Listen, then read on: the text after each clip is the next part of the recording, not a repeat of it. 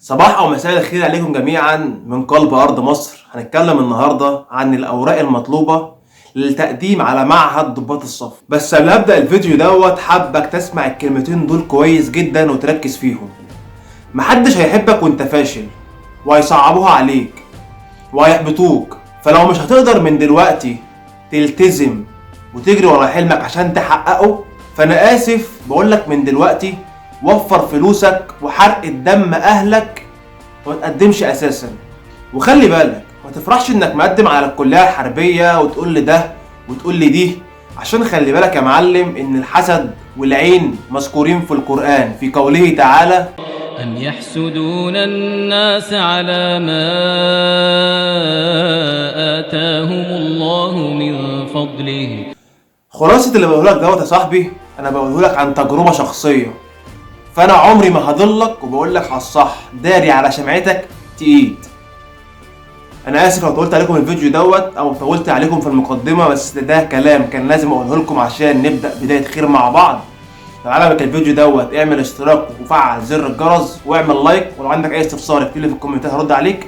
يلا بينا نبدا الفيديو، يلا بينا.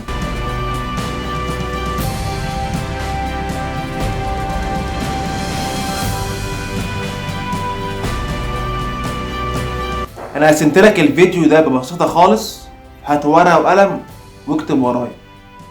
الاوراق اول حاجه فيها وهي اصل شهاده المؤهل بتاعتك، لو انت مقدم بالاعداديه او مقدم بالدبلوم او مقدم بالثانوي الفني. بس خلي بالك لو انت لسه ما كنتش استلمت شهاده المؤهل في ايدك وبتسلم الملف، بتروح للمدرسه بتاعتك او الجهه التعليميه بتاعتك تاخد منها بيان نجاح يكون مختوم ختم النسر ومعتمد، وترفقه عادي في الملف بتاعك.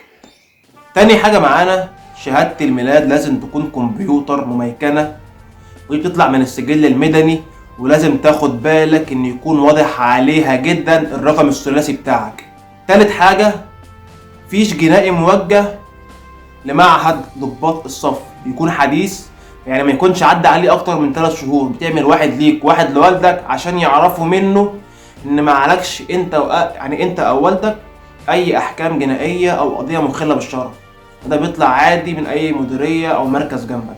خلي بالك بقى ان الورقه الجايه دي مهمه جدا بالنسبه لك، ولازم تحضرها في اقرب وقت عشان لو فيها مشاكل بتاخد وقت كبير جدا. وهي ايه؟ القيد العائلي.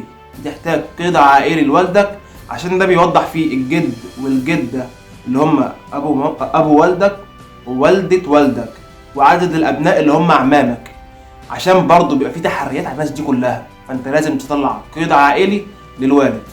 طبعا بقى بتصور صورتين بطاقه ليك ولوالدتك ولوالدك ويترفقوا برضو من ضمن الملف بتاعك. سادس حاجه برضو معانا لازم تطلع 8 صور ليك او 12 صوره بزياده عادي، 4 في 6 بخلفيه بيضاء عشان هتنفعك برضو في التقديم. الحاجه اللي بعدها لازم يبقى في كارت عائلي لوالدك ووالدتك، لو هم متزوجين يبقوا موجودين مع بعض في قلب الكارت، لو هم منفصلين هو بياخد صورة لوحده وهي صورة لوحدها وبيترفقوا مع بعض.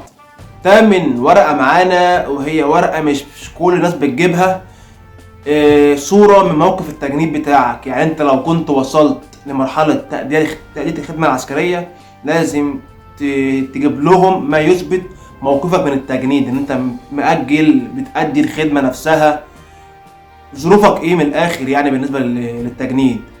الورقة بقى اللي بعدها لو انت طالب اصلا مثلا خلصت الاعدادي ودخلت مثلا ثانوي وهتقدم بالاعدادية بتاعتك لمعهد ضباط الصف، بتجيب حاجة من مدرستك عادي خالص من شؤون الطلبة اسمها اثبات قيد بالفرقة بتاعتك ان انت مقيد بمدرسة ثانوية مثلا عامة، وبتترفق برضو مع الشهادة الاعدادية في ملف انت بتقدم بيه لمعهد ضباط الصف. وبكده يا شباب نكون وصلنا لنهاية حلقتنا النهاردة.